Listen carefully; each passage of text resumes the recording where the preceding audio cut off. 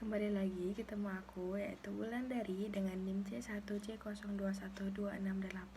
Pada pertemuan kita kali ini, yaitu pertemuan ketiga, kita akan membahas tentang konsep keperilakuan dari psikologi dan psikologi sosial. Jadi stay tune ya.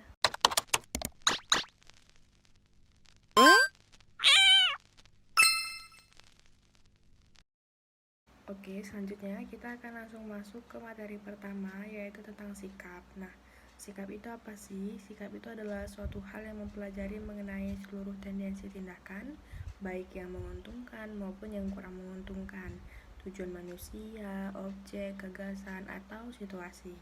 Nah, istilah objek dalam sikap ini digunakan untuk memasukkan semua objek yang mengaruh pada reaksi seseorang. Nah, di sikap ini ada juga kan komponen sikap. Nah, dalam berorganisasi, sikap adalah penting karena sikap perilaku kerja. Sikap disusun oleh komponen teori, emosional, dan perilaku. Komponen teori terdiri atas gagasan, persepsi, dan kepercayaan seseorang mengenai penolakan sikap. Sedangkan komponen emosional atau afektif itu mengacu pada perasaan seseorang yang mengarah pada objek sikap. Nah, komponen perilaku mengacu pada bagaimana satu kekuatan bereaksi terhadap objek atau sikap. Nah, fungsi sikap sendiri itu memiliki 4 fungsi utama. Yang pertama, pemahaman, kebutuhan akan kepuasan, defensif ego, dan ungkapan nilai. Pemahaman atau pengetahuan berfungsi untuk membantu seseorang dalam memberikan maksud atau memahami situasi atau peristiwa baru. Sikap mengizinkan seseorang untuk menilai suatu situasi baru dengan cepat tanpa perlu mengumpulkan semua informasi yang relevan mengenai situasi tersebut. Sikap juga melayani suatu hal yang bermanfaat atau fungsi kebutuhan yang memuaskan. Nah, sikap dan konsistensi. Ini berarti bahwa individu-individu berusaha untuk menghubungkan sikap-sikap mereka yang terpisah dan menyelaraskan sikap dengan perilaku mereka sehingga mereka kelihatan rasional dan konsisten. Nah, yang terakhir pembahasan tentang sikap yaitu formasi sikap dan perubahan. Formasi sikap mengacu pada pengembangan suatu sikap yang mengarah pada suatu objek yang tidak ada sebelumnya. Perubahan sikap mengacu pada substitusi sikap baru untuk seseorang yang telah ditangani sebelumnya. Selanjutnya, kita akan membahas beberapa teori yang terkait dengan sikap. Yang pertama ada teori perubahan sikap. Teori perubahan sikap dapat membantu untuk memprediksi pendekatan yang paling efektif. Sikap mungkin dapat berubah sebagai hasil pendekatan dari keadaan. Nah, yang kedua, teori pertimbangan sosial. Teori pertimbangan sosial ini merupakan suatu hasil perubahan mengenai bagaimana orang-orang merasa menjadi suatu objek dan bukannya hasil perubahan dalam mempercayai suatu objek. Teori selanjutnya yaitu teori konsistensi dan teori perselisihan. Konsistensi dan teori perselisihan ini memandang perubahan sikap itu sebagai hal yang masuk akal dan merupakan proses yang mencerminkan orang-orang yang dibuat untuk menyadari inkonsistensi antara sikap dan perilaku mereka, sehingga mereka termotivasi untuk mengoreksi inkonsistensi tersebut dengan mengubah sikap maupun perilakunya ke arah yang lebih baik. Nah, teori selanjutnya yaitu teori disonansi kognitif. Disonansi dalam hal ini berarti adanya suatu inkonsistensi. Disonansi kognitif mengacu pada setiap inkonsistensi yang dipersepsikan oleh seseorang terhadap dua atau lebih sikapnya atau terhadap perilaku dengan sikapnya. Selanjutnya ada teori persepsi diri. Teori persepsi diri menganggap bahwa orang-orang mengembangkan sikap berdasarkan bagaimana mereka mengamati dan menginterpretasikan perilaku mereka sendiri. Selanjutnya ada teori motivasi dan aplikasinya. Teori ini berkeyakinan bahwa perilaku manusia itu ditimbulkan oleh adanya motivasi. Dengan demikian ada sesuatu yang mendorong seseorang untuk berbuat sesuatu. Nah, ada juga teori motivasi awal. Ketiga teori ini adalah teori hierarki kebutuhan, teori X dan Y, dan teori motivasi Hitchens. Teori-teori ini bersifat awal karena yang pertama, teori-teori ini mewakili suatu dasar dari mana teori-teori kontemporer berkembang. Yang kedua, manajer mempraktikkan penggunaan teori dan istilah-istilah ini untuk menjelaskan motivasi karyawan secara teratur. Nah, selanjutnya ada teori kebutuhan kepuasan. Teori kebutuhan ini pada praktiknya merupakan bagian-bagian dari teori kebutuhan. psikologis yang akan didominasi oleh kebutuhan-kebutuhan lain jika dijumpai. Selanjutnya ada teori prestasi. Teori prestasi ini pada awalnya dikembangkan oleh McLean pada awal tahun 1990. Teori McLean ini mempunyai suatu faktor hierarki yang memotivasi perilaku.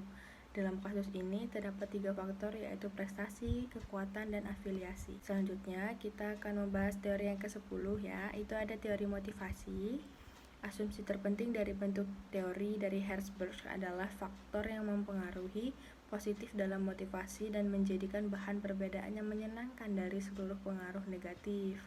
Teori keadilan selanjutnya yaitu teori yang pertama kali dipublikasikan oleh Adam pada tahun 1963. Dalam teori keadilan, kunci ketidakpuasan terhadap pekerjaan yang dilakukan oleh seorang individu itu adalah jika orang tersebut membandingkannya dengan lingkungan lainnya. Selanjutnya teori ERG. Teori ERG itu maksudnya teori existence, relate, and growth, menganggap bahwa kebutuhan akan manusia memiliki 3 hierarki kebutuhan, yaitu kebutuhan akan eksistensi. Nah, yang selanjutnya teori harapan. Ide dasar dari teori ini bahwa motivasi ditentukan oleh orang-orang yang diharapkan akan diperoleh seseorang sebagai akibat dari tindakannya. Selanjutnya teori penguatan. Teori penguatan ini punya konsep dasar, yaitu pertama pusat perhatian, kontingensi penguatan, dan selanjutnya semakin pendek interval waktu antara tanggapan atau respon karyawan dengan pemberian penguatan, maka semakin besar pengaruhnya terhadap perilaku. Selanjutnya teori penetapan tujuan.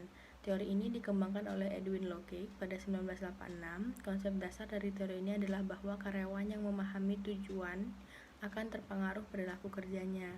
Selanjutnya ada teori atribusi, mempelajari proses bagaimana seorang menginterpretasikan suatu peristiwa, alasan, atau sebab perilakunya sendiri. Selanjutnya teori agensi yang mengasumsikan kinerja efisien dan bahwa kinerja organisasi ditentukan oleh usaha dan pengaruh kondisi lingkungannya. Selanjutnya yang terakhir ada pendekatan dyadic. Pendekatan tersebut menyatakan bahwa ada 2 pihak, yaitu atasan, superior, dan bawahan, subordinate, yang berperan dalam proses evaluasi kinerja. Selanjutnya kita akan membahas tentang persepsi. Persepsi adalah bagaimana orang-orang melihat atau menginterpretasikan peristiwa, objek, serta manusia. Nah, dari persepsi ini ada beberapa komponen. Yang pertama rangsangan fisik versus kecenderungan individu. Rangsangan fisik adalah input yang berhubungan dengan perasaan seperti penglihatan dan sentuhan. Nah, sedang kecenderungan individu itu meliputi alasan, kebutuhan, sikap, pelajaran dari masa lalu, dan harapan. Yang kedua ada pilihan, organisasi, dan penafsiran rangsangan. Persepsi sebagaimana tersebut di atas adalah proses dalam pemilihan, pengorganisasian, dan penginterpretasian rangsangan. Selanjutnya ada keterkaitan persepsi bagi para akuntan. Perilaku para akuntan dapat menerapkan pengetahuan persepsi terhadap banyak aktivitas organisasi. Yang keempat ada persepsi orang yang membuat pilihan mengenai orang lain. Teori atribusi merupakan dari penjelasan cara-cara manusia menilai orang secara berlainan, tergantung pada makna apa yang dihubungkan ke suatu perilaku tertentu. Pembahasan kita selanjutnya yaitu tentang nilai.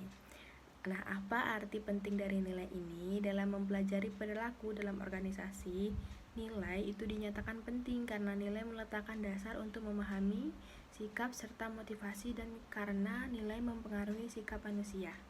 Selanjutnya, nilai dan dilema etika. Permasalahan profesi akuntansi sekarang ini banyak dipengaruhi masalah kemerosotannya standar etika dan krisis kepercayaan. Selanjutnya, nilai-nilai sepanjang budaya. Maksudnya, yaitu perilaku para akuntan ini dapat menerapkan pengetahuan persepsi terhadap banyak fasilitas di organisasi. Selanjutnya kita masuk ke pembelajaran. Nah, pembelajaran sendiri ini terbagi menjadi beberapa sub dari babnya sendiri, yaitu tentang pengondisian keadaan klasik. Nah, ini dapat diringkas menjadi bahwa pengondisian klasik itu pada hakikatnya merupakan proses pembelajaran suatu respon dan suatu rangsangan yang tidak terkondisi. Nah, yang selanjutnya ada pengondisian operan. Ini menyatakan bahwa perilaku merupakan suatu fungsi dari konsekuensi-konsekuensi.